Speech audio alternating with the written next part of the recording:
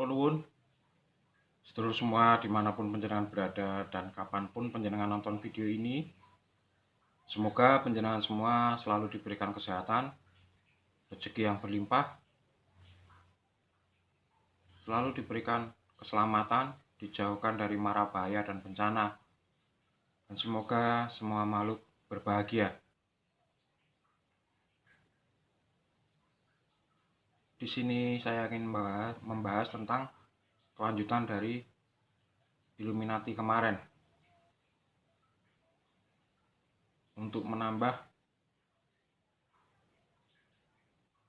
kepercayaan diri panjenengan tentang adanya mereka.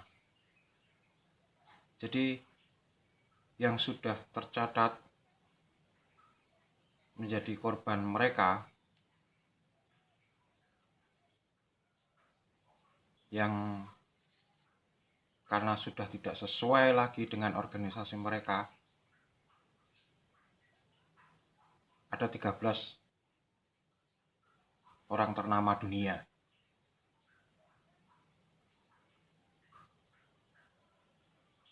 Yang pertama, Presiden Amerika Serikat John F. Kennedy, karena sudah dianggap tidak sesuai dengan tujuan dari organisasi. Tujuan dari organisasi itu apa? Adalah abundance. Abundance itu kemakmuran, kesejahteraan bagi seluruh anggota.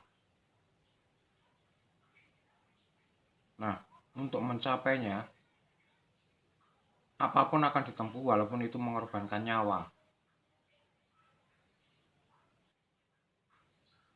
Nah, kebetulan John F. Kennedy ini berselisih paham, lalu tidak sesuai dengan aturan mereka, maka terjadilah skenario penembakan.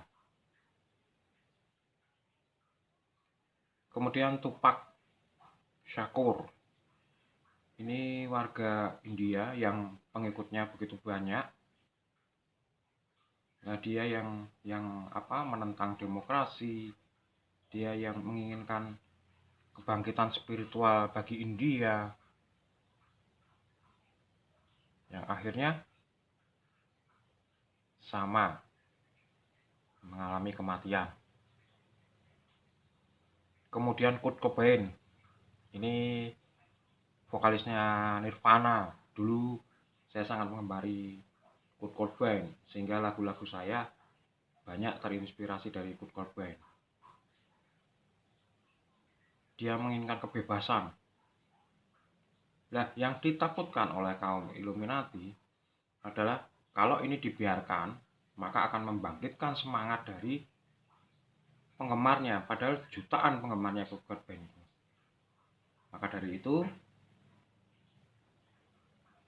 adalah skenario pembunuhan, tapi dikesankan dengan bunuh diri.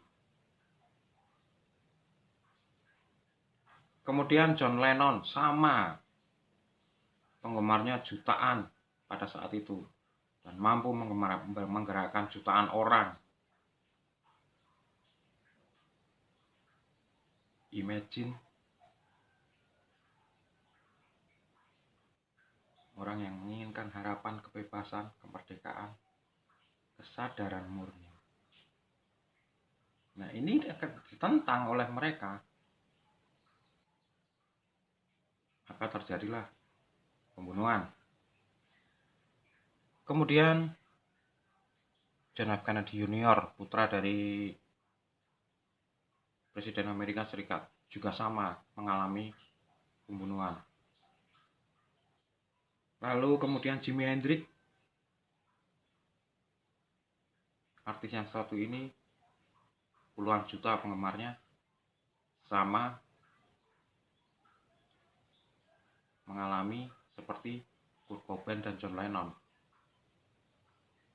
Marilyn Monroe ini dikenal untuk memuluskan kegiatan Illuminati. Jadi penguasaannya kalau tidak dengan uang, jabatan wanita. Nah, cuma permasalahannya Marilyn Monroe ini sudah terlalu banyak punya rahasia dari pembesar-pembesar ini, petinggi-tinggi ini. Makanya dianggap berbahaya kalau nanti suatu saat membocorkan. Terjadilah tragedi tewasnya Marilyn Monroe. Tapi pemberitaan diberitakan depresi, bunuh diri, itu sudah skema, itu udah biasa. Kemudian ada Michael Jackson, siapa yang tidak kenal King Pop dunia? Dengan obat-obatannya, bagaimanapun, dicekoki sampai menewaskan dia. Lalu Whitney Houston,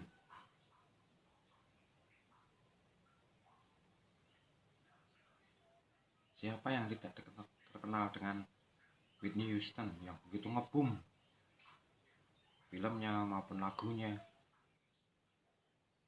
Kemudian Jim Morrison,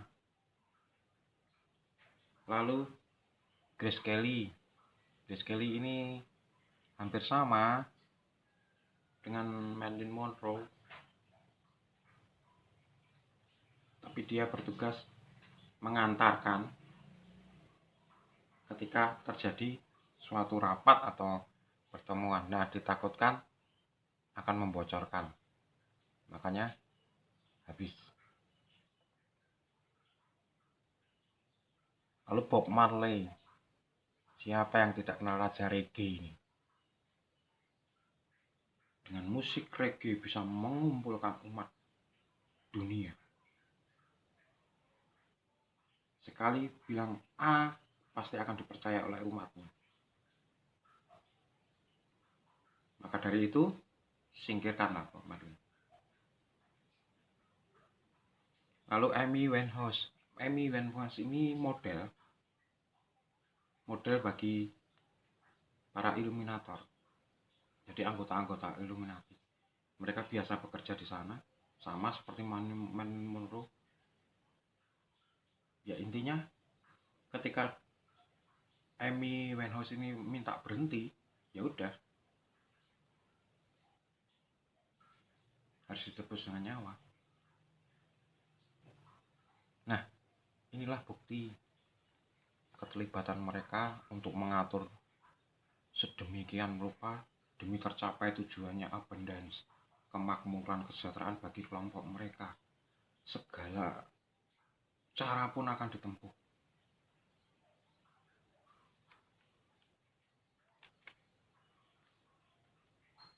Nah, sedulur, dari situ kita bisa melihat dan menyadari betapa kejam mereka dengan harta tahta wanitanya. Walaupun pada akhir usia dari anggota-anggota mereka semua rata-rata mati terbunuh. Dan jarang ada yang bisa menikmati kekayaan mereka. Cuma harus disadari bahwa mereka memang yang terkaya di dunia ini. Jadi sampai sekarang ada elit global itu juga yang masih akan menguasai dunia. Dilihat dari sekarang sampai ke depan, pasti berita-berita tentang perselisihan yang akan meningkat tajam. Berita-berita atau media massa, media sosial ini sudah dikuasai oleh mereka. Jadi nantinya seperti yang penyadaran seperti punya saya, pencerahan, spiritual ini tidak akan banyak peminatnya. Tapi kalau berita tentang perbedaan, perselisihan, pertengkaran, pertahanan ideologi, peperangan akan laris. Tapi bagi saya Saya hanya ingin berjuang, dan cara saya untuk berjuang untuk sesama adalah seperti ini, maka tetap akan saya lakukan. Terima kasih. Saya Tubagus Purnama dari Yogyakarta mengucapkan Rahayu.